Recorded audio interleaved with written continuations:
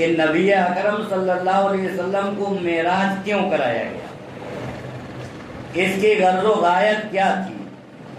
جس وقت آپ کو معراج کرایا گیا اس وقت مکہ کے حالات کیا بن رہے تھے، معراج سے ہمیں اور آپ کو عبرت و نصیحت کیا ملتی ہے۔ بجائے اس کے اوپر نظر رکھنے کے، بجائے اس کے اوپر غور و فکر کرنے کے، آج امت رسم و رواج کے اندر مبتلا ہو گئی۔ نبی اکرم صلی اللہ علیہ وسلم کو رسول بنایا گیا، توحید کی دعوت آپ نے مکہ والوں کے سامنے رکھی، اللہ کی خالقیت، اللہ کی حاکمیت کو بیان کیا، اللہ کی ربوبیت کو بیان کیا، شرک کی غلاظت کو لوگوں کے سامنے رکھا، رسوم و رواج کے قباحت کو لوگوں کے سامنے رکھا۔ مکہ والوں نے آپ کی بات ماننے سے انکار کر دیا، آپ کی بات ماننے کے لیے کوئی تیار نہیں ہے۔ مکہ والے تو رہنے دیجئے، بلکہ خود آپ کے خاندان کے لوگ آپ کی باتوں کو ماننے کے لیے تیار نہیں ہیں۔ اللہ کی توحید کو قبول کرنے کے لیے مکہ کے کفار، مکہ کے مشرکین تیار نہیں ہیں۔ اور یہی نہیں بلکہ نہ ماننے کے ساتھ ساتھ آپ کے اوپر ظلم کرنا شروع کر دیا، آپ کو ستانا شروع کر دیا۔ جس نے آپ کے اوپر ایمان لایا، کھڑے اس کے جسم سے کھال کھینچ لیا گیا۔ آپ کے لیے نماز کی حالت میں، سجدے کی حالت میں آپ کے پیٹھ پر اونٹ کی اوجڑی رکھ دی جاتی، آپ کے راستے میں کانٹے بچھائے جاتے، آپ کو گالیاں دی گئی، آپ کے اوپر جملے کسے گئے، مجنون دیوانہ کہا گیا، پاگل کہا گیا، کاہن کہا گیا، یہاں تک کہ خود آپ کے خاندان والے 2.5 سال تک آپ کا بائیکاٹ کر دیا۔ کوئی بزنس کرنے کے لیے تیار نہیں ہے، کوئی تجارت کرنے کے لیے تیار نہیں ہے، کوئی کھانا دینے کے لیے تیار نہیں ہے، شادی بیاہ کے معاملات کرنے کے لیے تیار نہیں ہے۔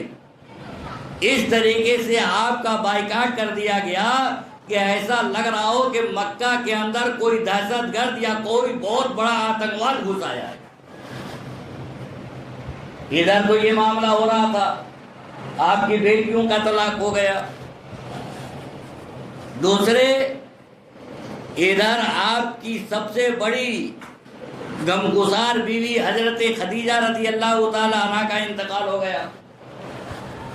ظاہری طور پر دنیاوی اعتبار سے آپ کے چچا آپ کے پشت پناہ تھے، آپ کے حمایتی تھے، ان کا انتقال ہو گیا۔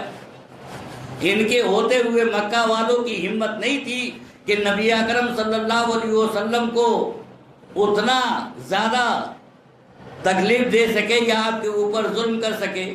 اب مکہ کا سردار ابو لہب بن گیا، جو پہلے سے نبی اکرم صلی اللہ علیہ وسلم کا جانی دشمن ہے۔ تو ایک طرف تو مکہ والوں نے، مکہ کے کفار نے، مکہ کے مشرکین نے آپ کے اوپر ظلم کی حدیں پار کر دی تھی، آپ کا بائیکاٹ کر دیا تھا۔ دوسری طرف آپ کے پشت پناہ، آپ کے چچا ابو طالب کا انتقال ہو گیا، آپ کے بیوی کا انتقال ہو گیا، مکہ کا سردار ابو لہب بن گیا۔ کوئی آپ کی بات ماننے کے لیے تیار نہیں ہے، سارے لوگ آپ سے اختلاف کر رہے ہیں۔ آپ تنگ آ گئے، دیکھا کہ مکہ کے قریبی ایک شہر طائف ہے، چلو وہاں جاتے ہیں۔ آپ وہاں گئے، وہاں والوں نے بھی آپ کی بات کو ماننے سے انکار کر دیا، وہاں والوں نے بھی آپ کو ستانا شروع کیا، آپ کے اوپر ظلم کیا۔ ہمیشہ آپ تاریخ پڑھتے ہوں گے، ایک طرف تو مکہ والے نے بھی آپ کے اوپر ظلم کیا، طائف والوں نے بھی آپ کے اوپر ظلم کیا۔ مکہ والوں نے بھی آپ کی بات نہیں مانی، طائف والوں نے بھی آپ کی بات نہیں مانی۔ حالات یہ بن چکے تھے مکہ کے اور طائف کے۔ ایسے حالات میں اللہ تبارک و تعالی نے لوگوں کو یہ سمجھانے کے لیے، لوگوں کو یہ بتانے کے لیے کہ جس نبی کی تم تحقیر کر رہے ہو، جس نبی کی تم توہین کر رہے ہو، جس نبی کے اوپر تم ظلم کر رہے ہو، جس نبی کا مقام تمہارے اندر کچھ نہیں ہے، جس نبی کو تم کوئی حیثیت نہیں دے رہے ہو، اس نبی کا مقام ہمارے یہاں اتنا بلند ہے، اس نبی کا مقام ہمارے یہاں اتنا زیادہ ہے کہ میں اس مقام تک لے کر کے آ گیا جس مقام تک آج تک کوئی انسان نہیں آیا ہے۔ آپ کی عظمت کو ظاہر کرنے کے لیے، آپ کی رفعت شان کو بلند کرنے کے لیے اللہ تبارک و تعالیٰ نے معراج کرایا تھا۔